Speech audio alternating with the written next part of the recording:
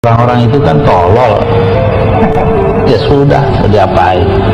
Kita sama orang tolol itu kan ya bicaranya nggak bisa seperti anak-anak. Makanya saya bolak-balik bilang kepada pemerintah, tangkap itu Habib Rizik, selesai. Bolak-balik ya dia lagi.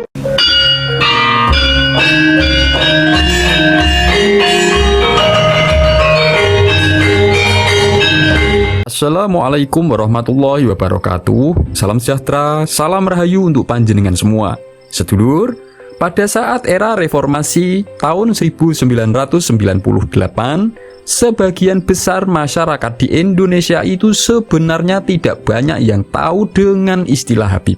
Tetapi semenjak tahun 1998, Pak Rizik Syihab mendirikan FPI dan sering muncul di media massa, di media televisi dengan mengadakan aksi-aksinya. Saat itulah Pak Rizik Syihab yang menjadi imam besarnya FPI yang punya gelar Habib dan sering sekali nongol di acara televisi, membuat masyarakat luas di Indonesia itu semakin mengenal apa itu Habib. Artinya, di balik tersohornya gelar Habib di Indonesia hingga saat ini, sehingga membuat para penyandang gelar Habib itu selama ini sangat dipuja-puja dan dimanja-manja masyarakat, itu adalah berawal dengan munculnya Pak Rizik Syihab. Jadi, hikmah di balik munculnya Pak Rizik Syihab adalah keuntungan bagi para habaib-habaib yang lain. Itulah makanya jangan heran jika selama ini orang-orang yang bergelar Habib itu terkesan jarang sekali yang berani berseberangan atau berani mengkritik Pak Rizik Syihab. Karena mereka tentunya merasa sangat beruntung karena Pak Rizik Syihab. Tetapi di balik hilangnya Pak Rizik Syihab semenjak diadakannya aksi 4.11 kemarin, ini kalau dalam sudut pandang spiritual Jawa atau menurut ilmu titen Jawa, sebenarnya ini mengandung kode alam. Di balik hilangnya Pak Rizik Syihab yang sekarang ini ditafsirkan oleh banyak masyarakat sebagai bentuk mengamankan diri, kabur atau lari bersembunyi untuk menyelamatkan diri, seperti yang pernah dia lakukan pada tahun 2017 dan baru kembali ke Indonesia lagi di tahun 2020, itu menurut ilmu titen Jawa mengandung 6 kode alam. Dan ini ada kaitannya dengan nasib para oknum-oknum Habib yang sudah memiliki catatan pelanggaran hukum di era pemerintahannya Presiden Jokowi. Selain kaburnya Pak Rizik Syihab ini pun juga ada kaitannya dengan peristiwa wasiat yang pernah diberikan oleh Gus Dur untuk pemerintah Indonesia, termasuk untuk Pak Jokowi maupun untuk Presiden Prabowo.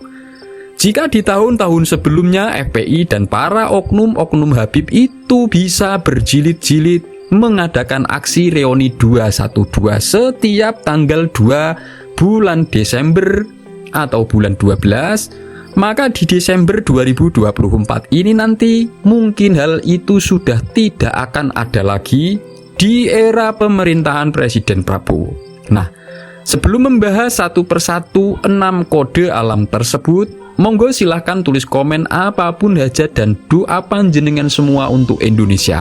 Bagi sedulur yang muslim, marilah sempatkan tulis komen sholawat agar hajat dan doa kita semua terkabul. Kode alam yang pertama adalah lenyapnya Pak Rizik Syihab dari bumi Indonesia. Artinya, di balik kepergiannya Pak Rizik Syihab, entah itu dalihnya dalam rangka umroh dan lain-lain, itu adalah pertanda bahwa Pak Rizik Syihab ini kabur, bersembunyi, dan tidak akan kembali lagi ke Indonesia. Karena dia itu jelas sadar bahwa jika dia tetap berada di Indonesia, maka dia akan mendapat jeratan hukum akibat ulahnya yang selalu menyerang Pak Jokowi. Dan di era pemerintahan Presiden Prabowo ini, jelas dia sangat terancam. Karena jelas sekali dia gagal mengadu domba antara Pak Jokowi dengan Pak Prabowo, entah itu dengan mengangkat Fufu, Fafa, dan lain-lain. Jelas sekali ada anak Pak Jokowi yaitu Gibran yang berkuasa, dan jelas sekali Pak Prabowo itu akan membela Pak Jokowi. Kedua, pertanda tumbangnya nama besar Rizik Syihab. Karena setelah dia tidak lagi berada di Indonesia dan tidak lagi bisa membuat ulah di Indonesia dengan cara menggelar aksi-aksi menggunakan massa seperti aksi 212, 411 dan lain-lain, maupun melalui ceramah-ceramah, maka akan dengan sendirinya namanya itu hilang dengan sendirinya di masyarakat. Makanya jika dulu kaburnya Rizik Syihab itu bisa dikonfirmasikan keberadaannya di mana, sekarang ini seolah tidak ada sama sekali info yang jelas tentang keberadaannya. Bahkan akun-akun yang selama ini dijadikan sebagai media pengunggah kegiatan-kegiatan dan ceramah-ceramahnya Pak Rizik Syihab pun itu tiba-tiba lenyap. Ketiga, yaitu pertanda tamatnya perjuangan Rizik Syihab mewujudkan cita-citanya untuk mengubah Indonesia menjadi negara khilafah.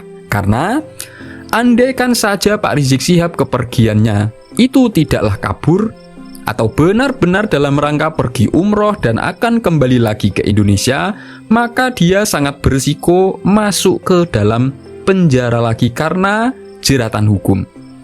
Yang keempat, yaitu pertanda tumbangnya FPI.